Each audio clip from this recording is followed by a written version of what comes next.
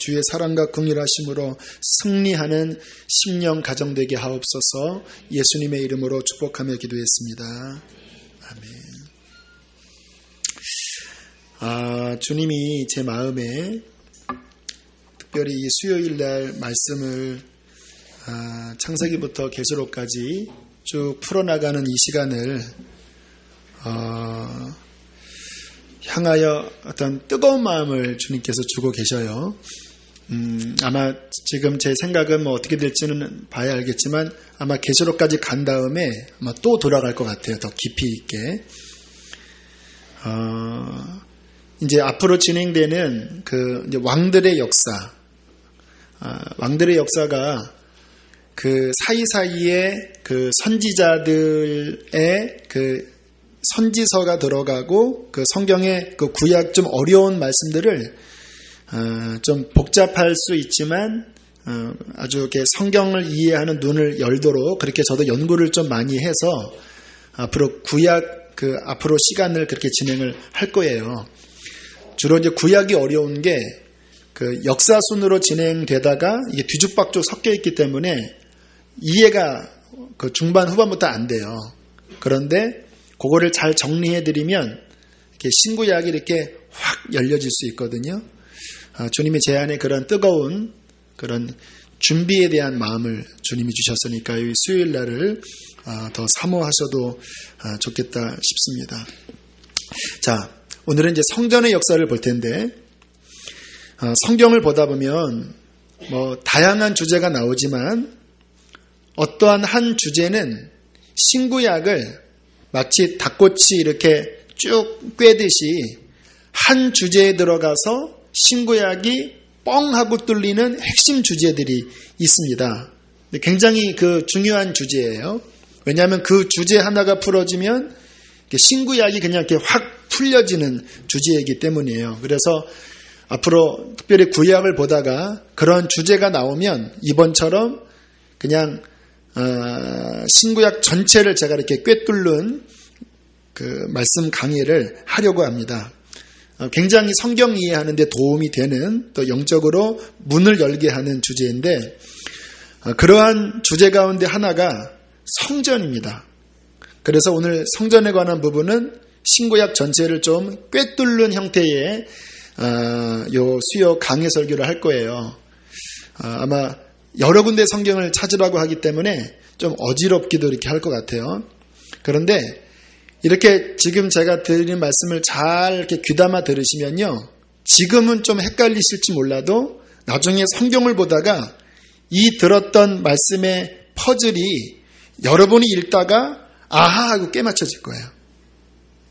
또 그때는 몰랐는데 지금 들은 말씀이 또 아하 깨우쳐지면 점점 성경의 퍼즐들이 우리 속에서 이렇게 완성되어져 가거든요. 그런 측면에서 좀 먼 미래를 내다보면서 좀 성경을 왔다 갔다 하면서 보시면 좋겠습니다. 자, 오늘은 이제 성전을 볼 텐데 그 성전이 세워지기 이전에 성전과 똑같은 기능을 하는 장소가 있었죠. 뭐죠? 네, 성막이죠. 성막은 제가 레위기인가요? 출애굽기 할 때 아마 그 살펴봤기 때문에 잘 이해가 거기 보면 이해를 하시리라 싶고요. 다만 차이가 있다면 성막은 이동형 텐트였고요. 성전은 같은 장소에 항주하면서 건물로서 지어졌습니다. 그러나 핵심적인 기능이나 구조는 똑같다고 볼 수 있습니다. 물론 조금 다른 부분은 있지만 지성소, 성소, 그 다음에 번제단 하는 그 핵심적인 것들은 똑같아요. 자, 그런데 성막이나 이 성전이 왜 성경에서 중요하냐면요. 그 설계도를 사람이 만들지 않았습니다. 하나님이 직접 보여주신 것이 성막과 성전이에요. 그러니까 비록 구약 저 멀리 오래전에 만든 그런 건축물이지만 구약에서 끝나지 않고 굉장히 심오한 하나님의 계획이 있는 것이 이 성막과 성전입니다. 출애굽기 26장 30절에 보면 너는 산에서 보인 양식대로 성막을 세울지니라. 역대상 28장 19절에 보면 다윗이 이르되 여호와의 손이 내게 임하여 이 모든 일의 설계를 그려 나에게 알려주셨느니라. 그러니까 다윗이 성전은 짓지 못했잖아요. 피를 하도 많이 흘려서. 그런데 너무나 하나님을 사모했기 때문에 성막 지을 모든 재료들은 거의 다 다윗이 준비했습니다. 그런데 설계도가 성막과는 좀 다르니까 주님, 내 아들한테 이제 성전을 짓도록 위임을 해야 되는데 어떻게 그래야 돼요? 그리고 붓을 들고 종이 위에 이렇게 가만히 있으니까 하나님의 손이 다윗에게 임해서 그리셨다라는 거예요. 설계도를 직접. 성막은 모세가 산 위에서 아예 비주얼하게 이렇게 장면을 보여주시면 그 보여주신 대로 모세가 또 그리기도 했고요. 그런데 요한계시록에 보면요, 그 하늘이 열리면서 성전이 보였다고 말씀하세요. 거기에 언약궤가 있고요, 거기에 번제단이 있고요. 그러니까 그 성전의 원형은요, 천국에 있습니다. 그러니까 천국에 가면 그 성전의 원형이 있을 거고 그 원형을 하나님께서 염두에 두시고 모세나 다윗에게 그 성막 또는 성전을 직접 그리게 하셨다라는 거예요. 이 성전은 예수 그리스도이십니다. 예수 그리스도.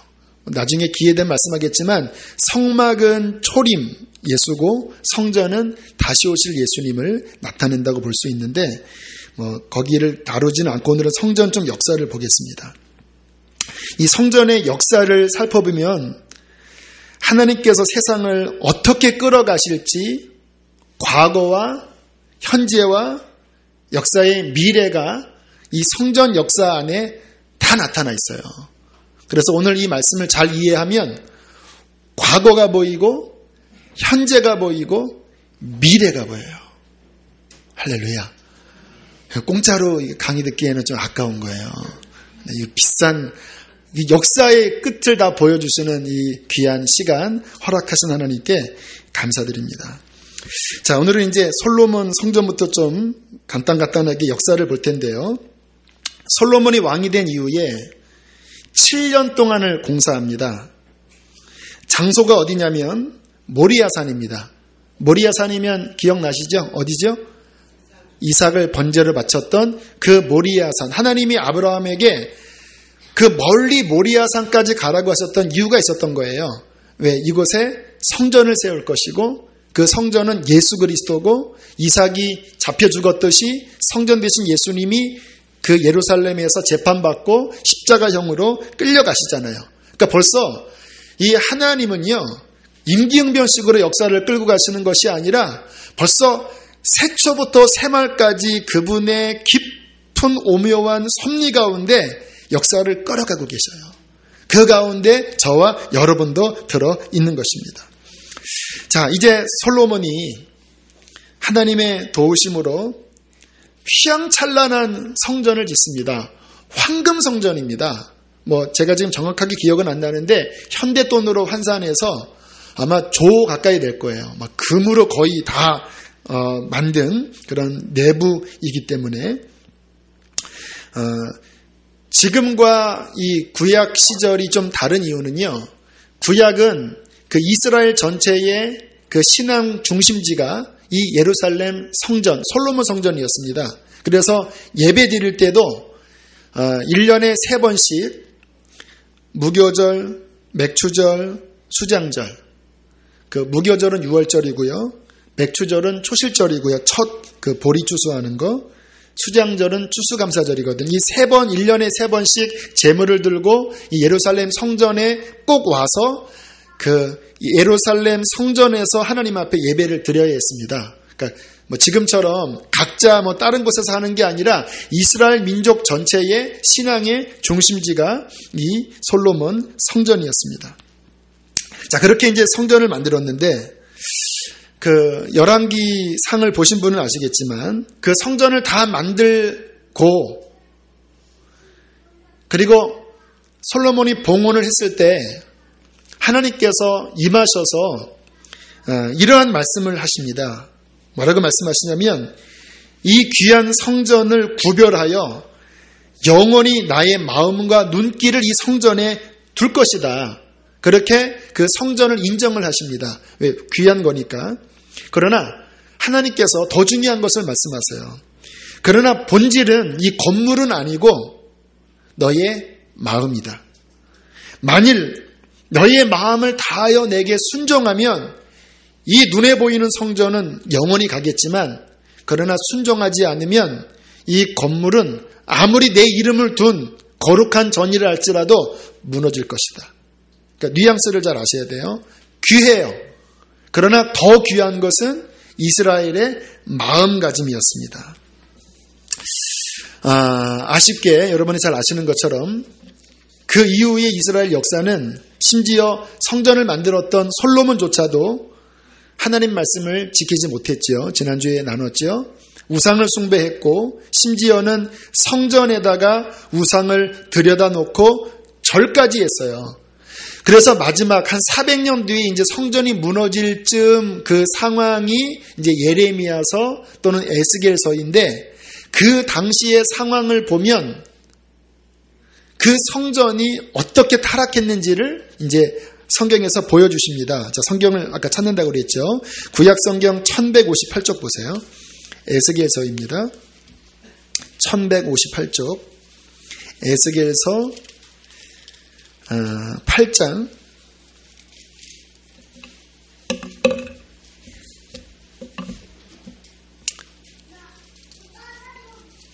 6절. 자, 에스겔이 예루살렘 성전에서 안에서 일어나는 일들을 보여주고 있습니다. 찾으셨죠? 8장 6절 있습니다. 시작.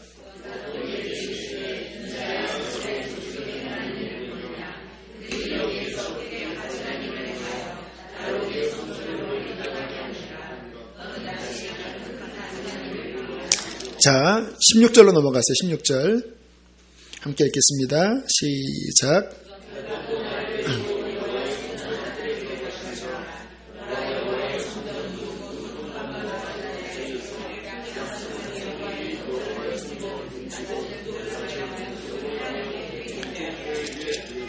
자, 제가 시간상 2절만 읽었는데 8장 전체에 보면 그 성전 안에서 가증한 우상 앞에 절하는 그 가증한 모습들을 에스겔을 통해서 보여주세요. 그래서 내가 이 성소에서 멀리 떠나가게 만들었다. 이 가증한 일들을 보느냐? 내가 비록 구별하여 세운 거룩한 성전이지만 이 성전 안에서 행하는 이 가증한 일로 말미암아 나는 조만간 이 성전을 무너뜨릴 것이다. 그렇게 이제 에스겔 시대에 동시대가 예레미야입니다. 하나님께서 그 예루살렘 성전의 패망을 그렇게 예언을 하십니다. 자, 그리고 결국은 자, 또 하나 찾겠습니다. 709쪽 구약성경 709쪽 역대하 36장을 봅니다. 역대하 36장 709페이지. 성경에서 굉장히 중요한 사건이죠. 충격적이기도 합니다. 역대하 36장 맨 끝장입니다. 18절로부터 20절 말씀.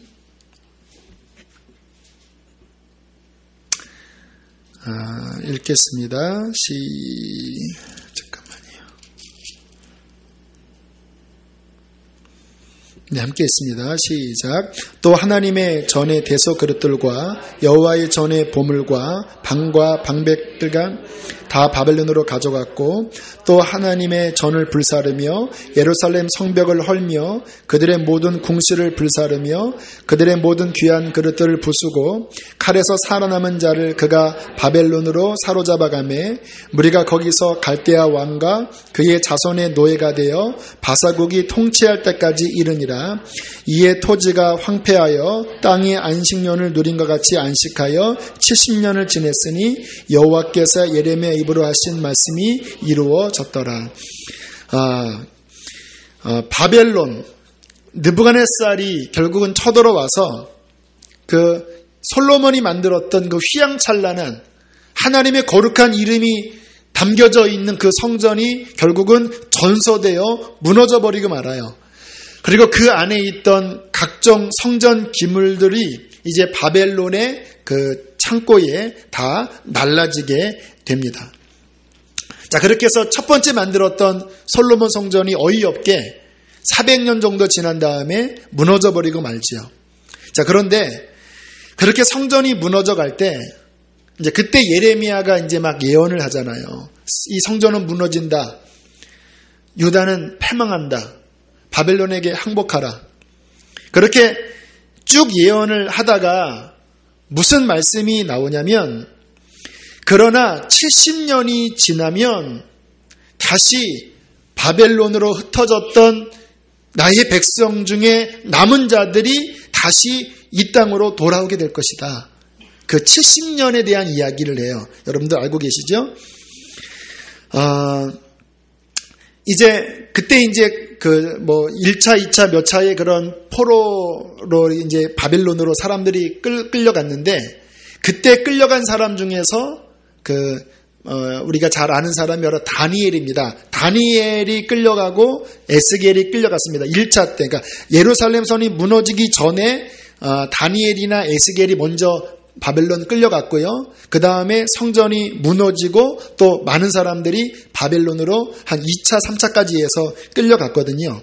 그런데 이제 먼저 끌려간 사람이 다니엘인데, 우리가 잘 아는 것처럼 다니엘이 바벨론에서 총리까지 되잖아요. 그렇게 해서 긴 시간이 흘러서 그 70년쯤 그렇게 차게 될 때에 이제 다니엘서 9장쯤에 들여다보면요. 자, 성경 좀 찾겠습니다. 다시 한번 1248페이지 보겠습니다. 1248페이지 다니엘서 9장. 자, 다니엘서 9장은 어떤 때냐면 이제 70년이 좀 찰 그때쯤이에요. 자, 9장 1절과 2절 함께 읽겠습니다. 시작. 메대 족속 아하수에로의 아들 다리오가 갈대아 나라 왕으로 세움을 받던 첫 해, 곧 그 통치 원년에 나 다니엘이 책을 통해 여호와께서 말씀으로 선지자 예레미야에게 알려주신 그 연수를 깨달았나니 곧 예루살렘의 황폐함이 70년 만에 그치리라 하신 것이니라. 요때가 70년쯤 된 거예요. 근데 예레미야 책을 읽다가 70년을 발견한 건데 이때쯤인 거예요. 그때 바벨론 유수 포로로 잡혀가 있던 그 총리였지만 그 다니엘이 민족을 사랑하잖아요.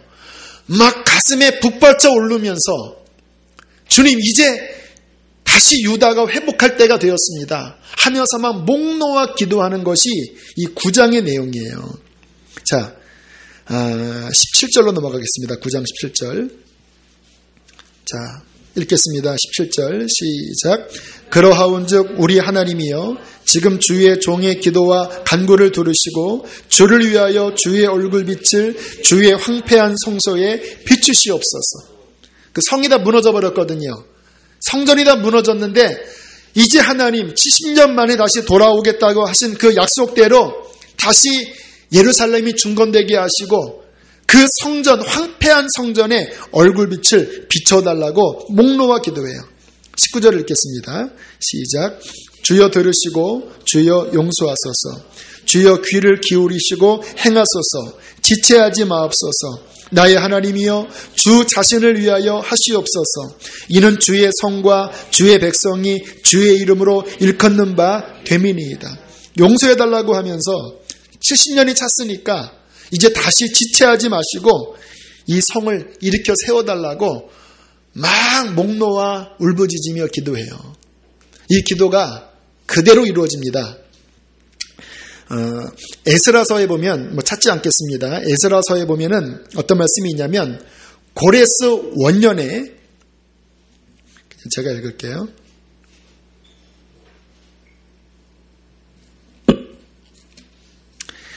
바사왕 고레스 원년에 여호와께서 예레미야의 입을 통하여 하신 말씀을 이루게 하시려고 페르시아 왕 고레스의 마음을 감동시키매 그가 온 나라에 공포도 하고 조소도 내려 이르되 페르시아 왕 고레스는 말하노니 하늘의 하나님 여호와께서 세상 모든 나라를 내게 주셨고 나에게 명령하사 유다 예루살렘 성전을 건축하라 하셨나니, 지금 다니엘이 기도했던 그 시기예요. 이스라엘의 하나님은 참 신이시라. 너희 중에 그의 백성된 자는 다 유다 예루살렘으로 올라가서 이스라엘의 하나님 여호와의 성전을 건축하라. 그는 예루살렘에 계신 하나님이시라. 그 남아있는 백성이 어느 곳에 머물러 살든지 그곳 사람들이 마땅히 은과 금과 그 밖의 물건과 짐승으로 도와주고 그 외에도 예루살렘을 세울 하나님의 성전을 위하여 예물을 기쁘게 드릴지니다 하였더라. 기적 같은 일이 벌어진 거예요.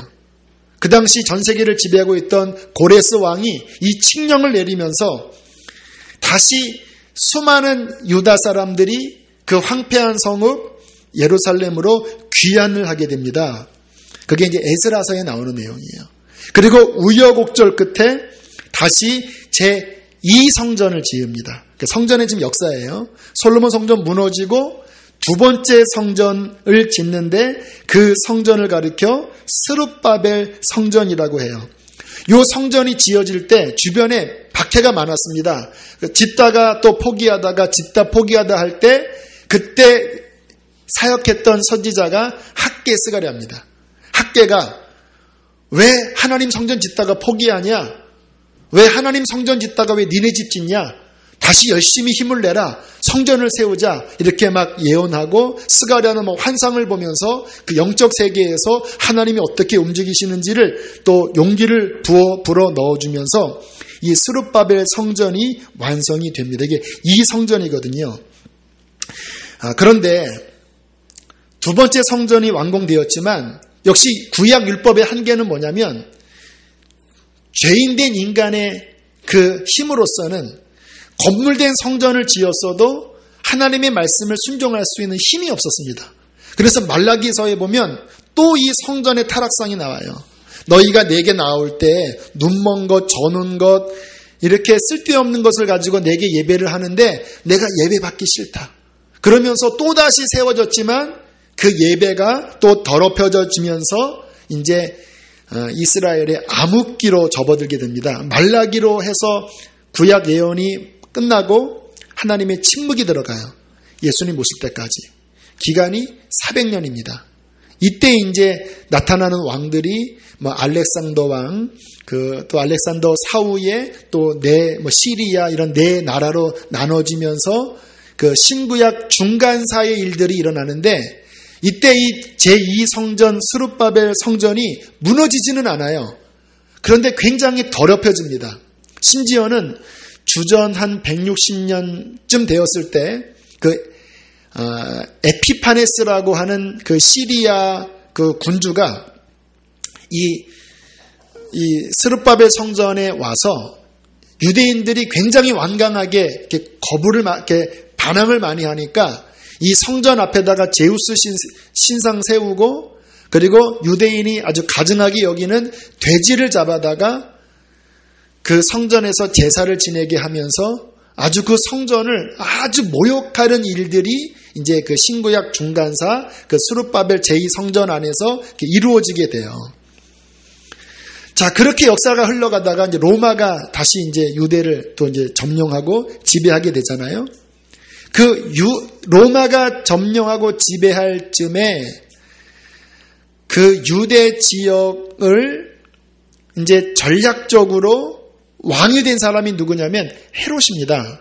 근데 이 헤롯은 원래 유대인이 아니에요. 에돔 사람입니다. 그런데 굉장히 이렇게 정치적인 수완이 좋아서 이 유대 지역의 어떤 분봉왕, 그러니까 임명한 왕으로 세워져요. 근데 유대인들이 과거나 지금이나 이게 만만한 사람들이 아니거든요. 유대인이 아는 사람이 왕으로 세워지니까 그 리더십을 인정하지 않았습니다. 그래서 헤롯이 낸 계책이 뭐였냐면 이스라엘 사람들이 성전을 중요시 여기니까 내가 성전을 제대로 세워주겠다. 제대로 세워줄 테니까 나의 왕권을 좀 인정해줘라. 그렇게 하면서 그 스룹바벨 성전을 다시 재건한 기간이 46년입니다. 요때까지 계속 이 성전이에요. 그러니까 스룹바벨 성전이 복원되면서 더 완공된 것이 헤롯 성전이에요.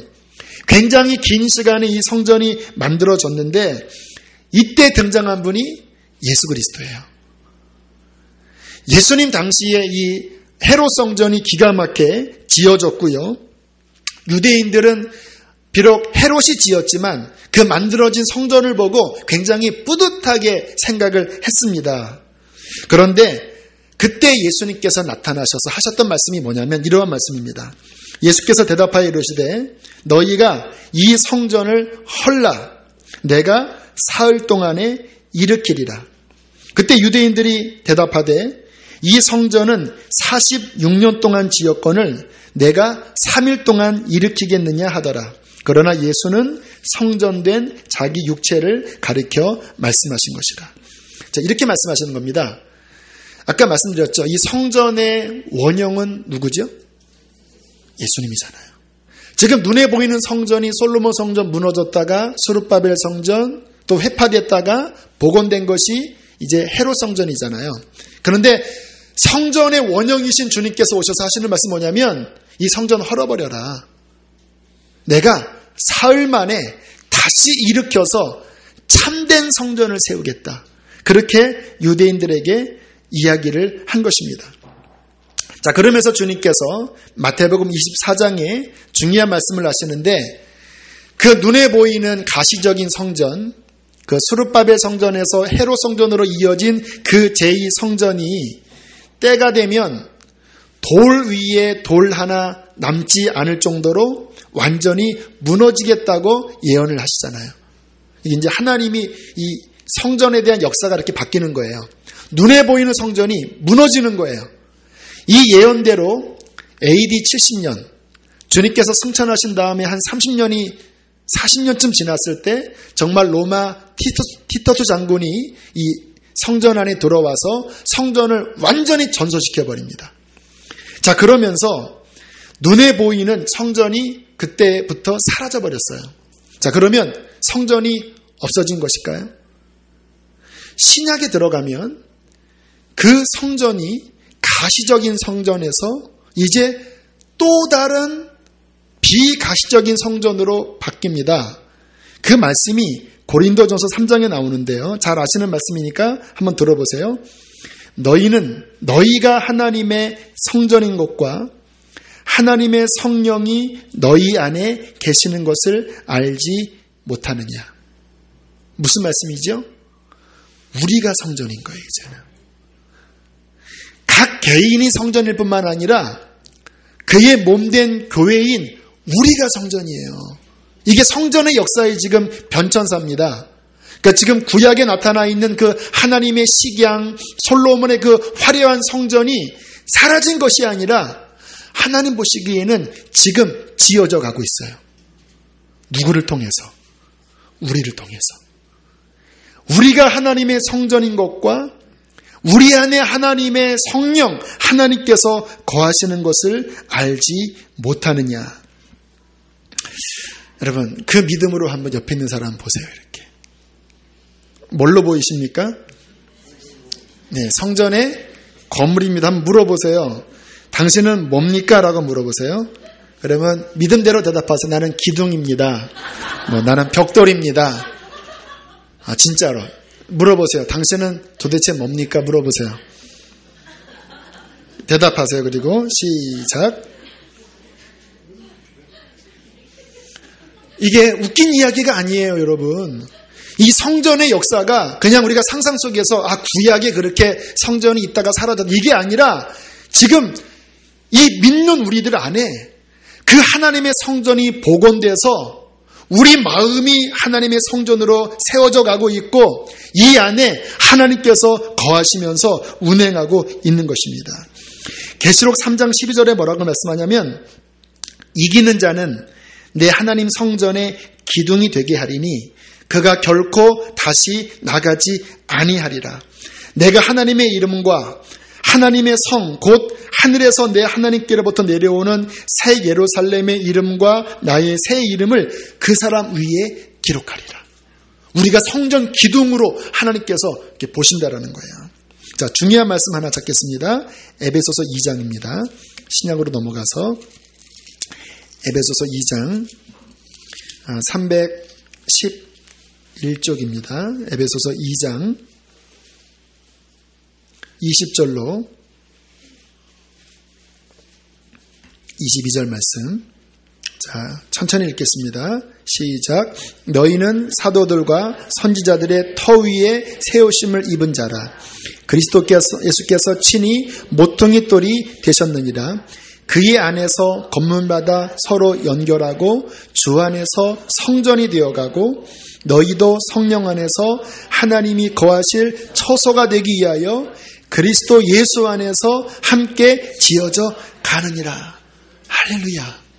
교회인 우리가 선지자들과 사도들이 전했던 그 복음의 기초 위에 예수 그리스도가 모퉁이, 코너스톤, 그 중심축이 되는 돌이 되고 각자 믿는 사람들이 서로 연결되고 상합하고 연결되면서 하나님의 성전이 지금 이 땅에서 계속해서 지어져 가고 있는 거예요. 이 놀라운 일들이 벌어지는 거예요. 이 성전은 무슨 일이 벌어질 것입니까? 이 안에 하나님께서 거하시는 그 충만한 성전으로 지금 이 땅에서 영적으로 만들어져가고 있는 거예요. 여러분, 그래서 우리가 이 말씀을 좀 오해했던 것이 뭐냐면 나 개인이 내 몸이 성전이다. 우리 이렇게 이해하거든요. 틀린 말은 아니에요. 그러나 성경적인 의미는요, 개인이 아니라 믿는 자의 연합체입니다. 이게 너희가 하나님의 성전임을 알지 못하느냐? 그리스도를 중심으로 해서 그 건물마다 성전이 되어 함께 지어져 가느니라. 그래서 제가 누차 말씀드리지만 새벽에 제가 자주 말씀드렸군요. 하나님의 이 계획이 있어서 교회는요, 너무너무 중요한 거예요. 이 교회가 하나님의 그 구원 계획이 있어서 키입니다, 키. 성전으로 만들어져 가는데 그렇게 성전으로 온전하게 만들어져 가면 이 안에 하나님의 강력한 임재, 오늘 22절에 말씀하잖아요. 너희도 성령 안에서 하나님이 거하실 처소가 되기 위하여 그리스도 예수 안에서 함께 지어져 가느니라. 그러니까 이게 그냥 사람의 모인 집단이 아니에요, 교회가. 하나님께서 계획하신 신적인 공동체입니다. 이 안에 하나님이 운행하고 계셔요. 그래서 우리들이 교회에서 봉사하고 특별히 목장 모임을 갖는 이런 것들이 여러분 사소한 게 아닙니다. 그냥 친목회 하는 것처럼 일주일에 한번 모여서 삶을 나누는 2차원이 아니에요. 지금 이렇게 여러 피드백이 특별히 새신자들이 좀 목장 모임에 부담스럽다라는 그런 말씀들을 간혹 들어요. 그러나 저는 본질을 포기할 수 없습니다. 그냥 각자 주일날 수요일날 와서 예배드리고 가는 것이 어떻게 교회입니까? 분명히 말씀하잖아요. 너희가 서로 연결되어 주 안에서 성전이 되어가고 각자 주신 은사로서 봉사하고 영적인 코이노니아를 통해서 생명이 흐르고 그렇게 함께 탁탁탁 붙어나가는 이 안에 하나님께서 거하시면 그 거하심으로 말미암아 놀라운 역사가 교회 안에 일어나는 거예요. 병든 자가 치유받고 가족 구원이 일어나고 심령이 소생되고. 자, 이 하나님이 거하시는 처소가 될 때 일어나는 일을 성경에서는 두 가지라고 말씀하는데요. 자, 예수님께서 성전을 가리켜 말씀하셨습니다.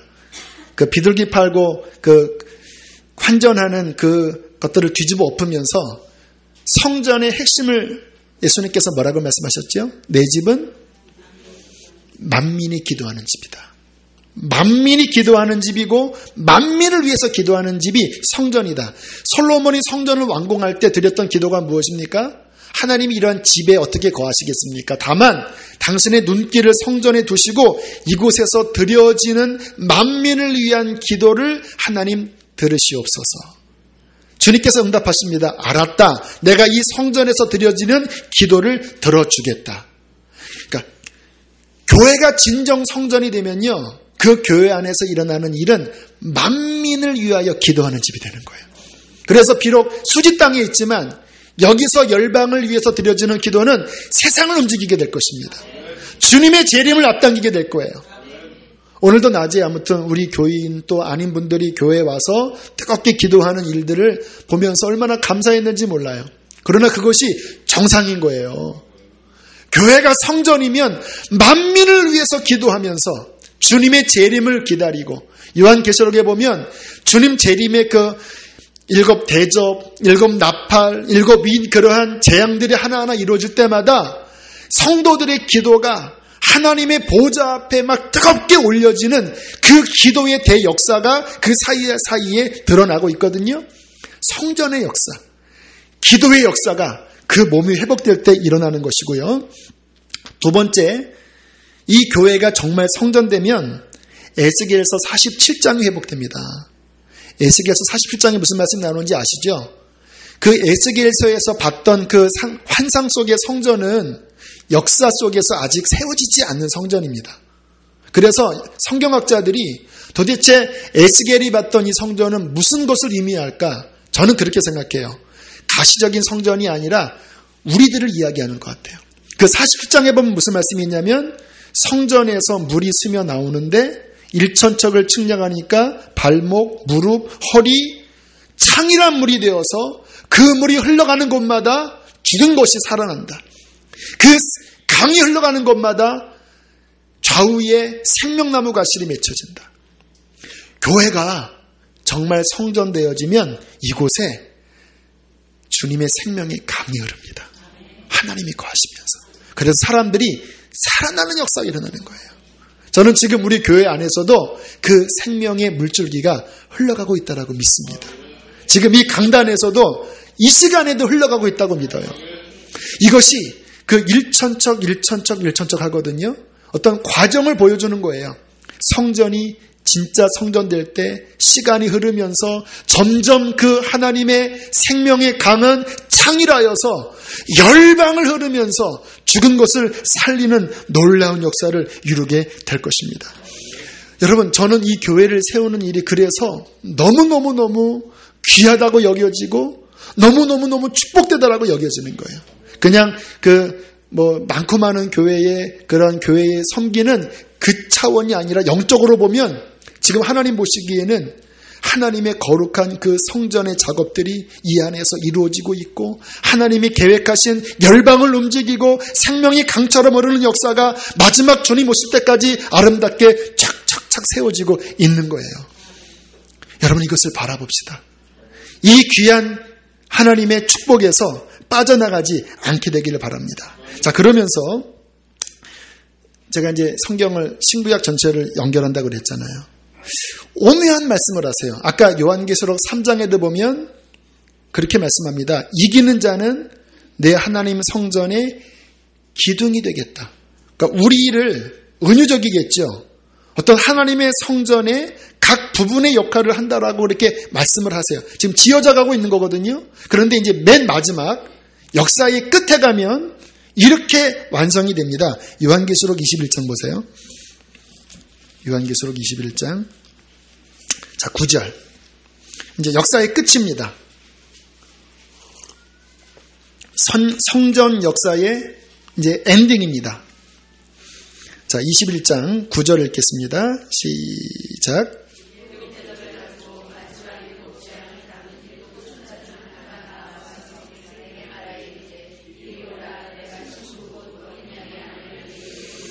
자, 신부, 우리들이죠. 주님의 신부인 교회죠. 어린 양의 아내를 보이리라. 그러면 우리 생각에는 이렇게 쫙 드레스 있고 이렇게 쫙 나와야 되잖아요. 그런데 10절을 보세요. 시작.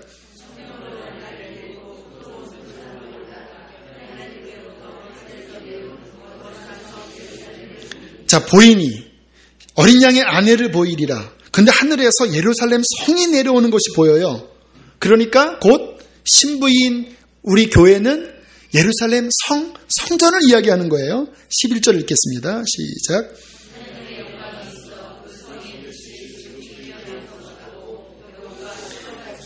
네, 이제 11절, 12절부터 나오는 말씀들이 보면 그 성곽의 기초는 뭐 무슨 석이요, 뭐 12사도의 이름이 새겨져 있고, 뭐 비치옥이요, 쭉 보석 이름이 나오거든요.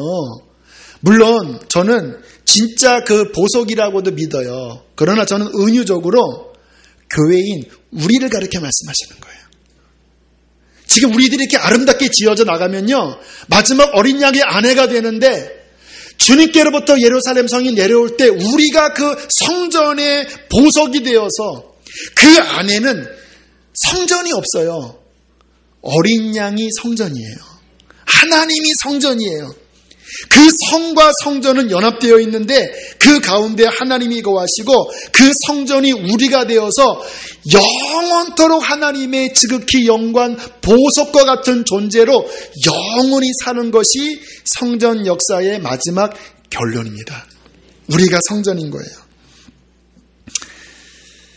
이 놀라운 영광, 여러분 신앙생활을 하다 보면 참 힘들고 어려운 일들이 많은 것 같아요. 물론 우리가 겪는 어려움은 지금 북한이나 공산주의에서 당하는 그 어려움에 비하면 정말 너무 초라한 어려움이지만, 그러나 마음적으로는 교회를 섬기는 것이 쉽지 않고 영적으로 신앙을 지키는 것이 힘들어요. 저도 힘들어요.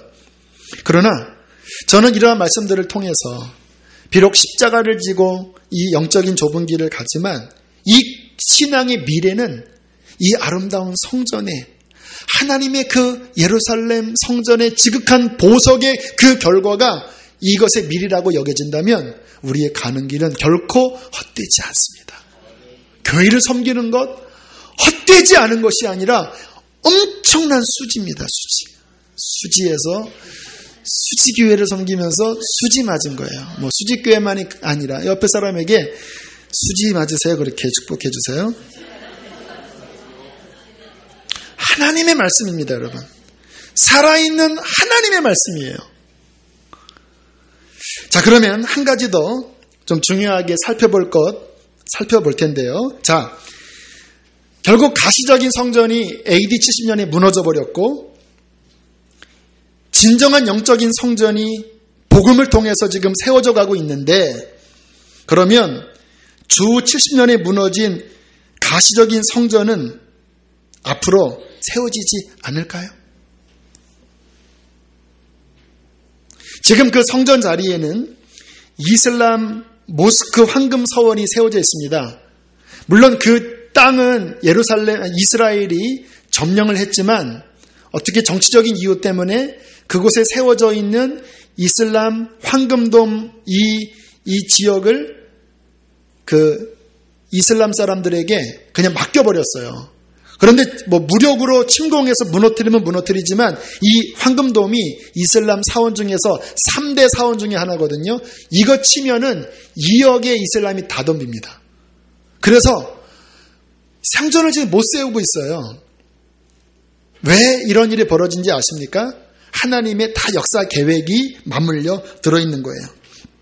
자, 하나님의 계획은요, 이 진정한 성전은 지금 이렇게 영적으로 세워지고 있지만 반드시 다시 제3성전, 지금 무너진 그 땅에 다시 성전이 세워지는 것이 하나님의 마지막 역사 프로젝트라고 성경은 말씀하고 있습니다.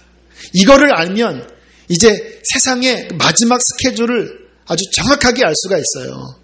자, 다시 마지막 성경을 찾아볼 텐데요. 다니엘서로 넘어가 보세요. 다니엘서 9장으로 다시 넘어갑니다.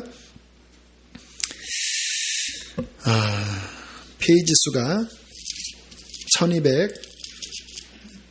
1250쪽.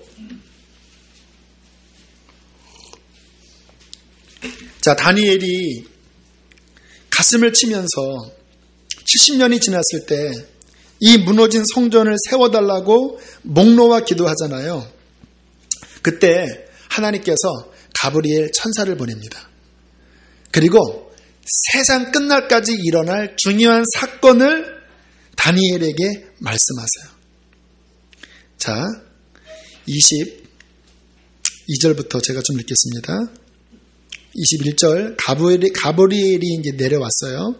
내게 가르치며 내게 말하 이르되 다니엘아, 내가 이제 내게 지혜와 총명을 주려고 왔느니라. 주님이 여러분에게도 지혜와 총명 주시기를 축복합니다. 곧 내가 기도를 시작할 즈음에 명령이 내렸다. 이 환상을 깨달아라. 자, 24절 중요합니다. 읽겠습니다. 시작. 내 백성과 내 거룩한 성을 위하여 이른 이래를 기한으로 정하였나니 허물이 그치며 죄가 끝나며 죄악이 용서되며 영원한 의가 드러나며 환상과 예언이 응하며 또 지극히 거룩한 이가 기름 부음을 받으리라.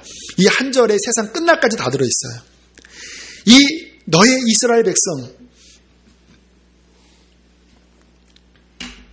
거룩한 예루살렘 성전, 그것의 회복을 위하여 내가 70일의 기한을 정하였다. 그 기간을 통해서 이스라엘의 죄가 용서받고 영원한 하나님의 계획, 의가 드러나고 신구약 전체의 환상과 예언이 다 이루어지고 지극히 거룩하니 누구지요? 예수 그리스도, 기름 부음 받은 예수님이 나타날 것이다. 자, 그 기간이 얼마큼이라고요? 70일에, 1에는 7일입니다. 그러면 70일에는 며칠이에요? 네? 수학 산수 수준입니다. 70 곱하기 7은 며칠이에요? 49일이요? 네, 하기야 우리가 초등학교 졸업한 지 하도 오래돼서 헷갈리세요. 490일이에요. 그런데 하루가 아니라 1년으로 따집니다. 1년으로. 490년의 스케줄을 잡았는데 그 490년의 스케줄이 1회로 따져서 한 일회씩 해서 490년의 계획을 잡았는데 이 하나님의 490년 스케줄 안에 이스라엘의 죄가 용서받고 메시아가 탄생되고 성전이 세워지고 모든 계획을 내가 다 잡았다라고 말씀하시는 거예요. 자, 그러면서 이렇게 풀어나갑니다. 25절 26절 있습니다. 시작. 자, 잠깐만요. 예루살렘 중건령이 떨어졌습니까? 안 떨어졌습니까? 아까 누가 칙령을 내렸어요? 고레스. 에스라 1장에 고레스가 하늘의 하나님이 내게 예루살렘 세우라고 한다. 그 칙령이 떨어질 때부터, 자, 기름 부음 읽겠습니다. 시작. 자, 누구예요? 기름 부은 자 왕 누구예요? 네, 메시아가 기름 부었다는 뜻입니다. 그리스도, 기름 부음 받은 자가 나타날 때까지 얼마큼 지나나 세보세요. 시작. 그러면 몇 일이에요? 7 더하기 60이면은 몇 일이에요? 60? 예? 수학, 산수 못해요. 제가 말씀드릴게요. 네, 제가 시험 들지 않게 하겠습니다. 69일입니다.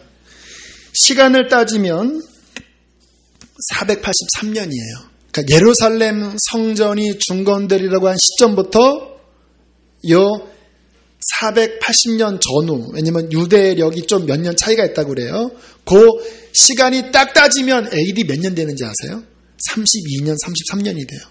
고레스 왕의 그 칙년부터 이 69일에를 따지면 그 끝점이 AD 32년, 33년이에요. 이때가 어느 때인지 아시죠? 예수는 십자가 지실 때예요. 기가 막히게. 자, 이러한 일이 벌어지면서 여러 가지 일들이 벌어질 것인데, 자, 그러면서, 자, 26절, 27절 읽겠습니다. 시작. 끊어지 없어질 것이며, 장차 한 왕의 백성이 와서 그 성읍과 성소를 무너뜨리느니와 그의 마지막은 홍수의 휘슬림 같을 것이며 또 끝까지 전쟁이 있으리니 황폐할 것이 작정되었느니라. 27절 중요합니다. 시작. 그가 장차 많은 사람과 더불어 한 일해 동안의 언약을 굳게 맺고 그가 그 일의 절반의 제사와 예물을 금지할 것이며 또 포악하여 가증한 것이 날개를 의지하여 설 것이며 또 이미 정한 종말까지 진노가 황폐하게 하는 자에게 쏟아지리라 하였느니라 하니라. 자, 27절에 나오는 그가 누군지 아세요? 적그리스도입니다. 적그리스도가 마지막 한 일에 7년의 기간에 역사하는데 언약을 세워요. 그리고 유대 사람들은 그 적그리스도가 메시아인 줄 알아요. 그런데 그 7년의 절반쯤 됐을 때 뭐를 금해요? 제사와 예물을 금해요. 요게 데살로니가 후서 2장 4절에 보면 뭐라고 해석되어 있냐면 마지막 때 적그리스도가 하나님의 성전에 앉아서 자기를 하나님이라고 내세우느니라고 말씀하세요. 예수님은 마태복음 24장 15절에 멸망이 가증한 것이 거룩한 곳에 선 것을 보거든 유대에 있는 자들은 산으로 도망하라. 마지막 때 이야기예요. 자, 그러면 묻겠습니다. 마지막에 적그리스도가 나타나서 한 일에 마지막 스케줄을 돌릴 때 그 중간쯤에 성전에 앉아서 제물을 그치고 제사를 그치고 내가 하나님이다 그렇게 할 때면 성전이 있는 거예요, 없는 거예요? 네? 다시요. 자, 적그리스도가 마지막 7년 때 성전에 앉아서 제사 지내지 마라 내가 하나님이다라고 했을 그때 성전이 있는 거예요, 없는 거예요? 있잖아요. 우리 주일학교 학생 여러분, 네, 이게 쉬운 거를 내가 너무 이게 딜리버리가 안 좋나 보네. 있잖아요. 성전이 있으니까 제사 지내지 말라고 하잖아요. 지금은 성전이 있어요, 없어요? 없잖아요. 그런데 마지막 적그리스도 나타날 때 성전이 있다라고 나와요. 그래서 마지막에 성전이 세워지면 얼마 안 남은 거예요. 그런데 지금 성전 세울 준비가 다 끝난 거 아세요? 그 인터넷에서 제3성전 취임년 영상도 많이 나옵니다. 유대인들이 지금 그 모스크 그 황금돈 사원 앞에다가 모든 준비물 다 마련해 놓고 있고요. 심지어는 유대인들이 그 2000년 흩어지면서 그 12지파가 구별이 안 되게 섞여버렸어요. 그런데 제사장은 레위인이고 대제사장이 있어야 되잖아요. 그래서 몇 년 전에 그 유대인들 유전조사 다 해서 대제사장의 가장 유력한 유전인자를 찾아서 거기에 대제사장 뽑아놨어요. 지금 14살인가 돼요. 13살 때부터 제사장 임명받을 수 있어요. 그리고 레위인 학교 지금 그 어느 지역에 그 만들어 놓고 제사 지내는 거 다 준비시키고 있고요. 심지어는 진짜인지 모르지만 법궤가 찾아졌대요. 그 영상 보신 적 있죠? 크리스찬 고고학자가 그 예루살렘 이렇게 연구하다가 성령께서 영감을 주시기를 그 예레미야 때 바벨론이 침공할 것을 알고 예레미야가 그 법궤를 그 숨겨놨는데 그 숨겨놓은 자리가 어딘지를 영감을 주셨는데 그 자리가 어디냐면 그 예수님 그 돌아가신 그 골고다 밑에 그 지하 동굴 어딘가라고 사인을 주셔서 몇 년 동안 이렇게 찾아 헤맸대요. 포기할 만하면 또 하나님께서 포기하지 말라고 그러고 그리고 정말 찾았는데 법궤가 있고 그 위가 어디냐면 예수님이 골고다 십자가 못 박힌 바로 그 자리인데 그 바위 틈에서 지진이 날 때 틈이 생겨서 그 법궤 지성소 위에 피가 떨어져 있는 것을 혈흔을 채취했다고. 그런데 이스라엘이 그것을 이제 다 가로막아서 드러나진 않지만 영상에 보면 그 시험 긴 그 고고학자가 막 울면서 그 피를 연구해 보니까 피가 아직도 살아있고 그 유전자 중에서 남자 유전자, 아빠 유전자가 없는 것이 발견됐다고 하면서 막 울면서 메시아의 보혈입니다. 이렇게 막 하는 그 영상이 찾아보면 있어요. 물론 진짜인지 아닌지는 하나님만 아시겠죠. 그러나 중요한 건 뭐냐면 그 준비들이 지금 스탠바이 거의 끝났습니다. 그리고 어느 시기가 돼서 역사가 탁 움직이면 급격히 황금돈 밀어버리고 1년 만에 성전 짓고 그 얼마 지나지 않아서 적그리스도 나타나고 그리고 이렇게 끝나가는 거예요. 우리는 무엇을 해야 되겠습니까? 이 성전의 역사가 과거, 현재, 미래 거의 지금 끝이 왔는데 우리는 깨어서 준비를 해야 되겠죠. 진정한 성전을 우리는 지어나가야 돼요. 예루살렘의 성전이 세워졌다고 그 성전이 진짜가 아니에요. 진짜는 바로 이곳에 있습니다. 무엇보다 이 성전된 교회를 아름답게 주 앞에 세워서 이 건물이 아닙니다. 예배당이고 우리 거룩하게 세워서 주님 오실 날을 거룩하게 준비하다가 주께서 오시는 그날 어린 양의 아내가 되어서 어린 양의 신부가 되어서 천사가 보여줬던 어린 양의 아내 보이리를 할 때 저와 여러분이 벽돌로 그 사이에 들어가 있게 되기를 축복합니다. 괜히 뽑혀져 있어서 저 불구덩이 아래에서 이렇게 보면 안 되고 그 성전에서 나 여기 있습니다. 나 여기 있습니다. 그렇게 되기를 축복합니다. 하나님께서 역사를 이끌어 가고 계십니다. 할렐루야. 함께 우리 찬양합시다.